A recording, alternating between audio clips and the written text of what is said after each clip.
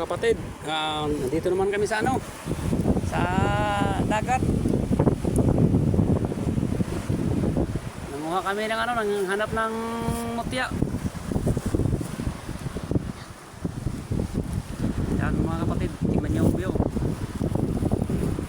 Yan, meron nanguha ng mga kapatid ng shield. Ayan.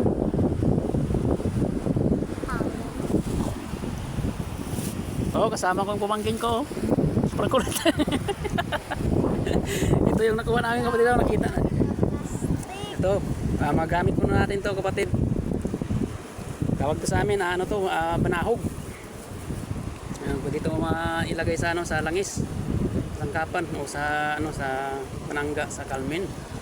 Ayan. Banahog po to kapatid. At ito naman yung ulo ng agila kapatid, naging bato. Ayan. Ayan yung mata niya sa gitna.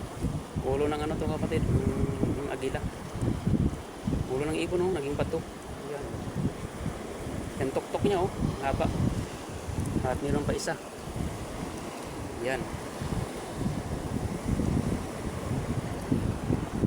At ito naman ang yung bato din, magamit po natin ito kapatid sa panggamutan din, panusok sa daliri para malaman natin kung mayroong gumambala sa ating pasyente. Pag nakaramdam po siya ng sakit, ay ibig sabihin may gumambala po sa kanya, ayan. Patuloy pa rin ang paghanap namin ng mga mutya kapatid. Nandun na yung ko, yung pamangkin ko, hanap na. Ayan.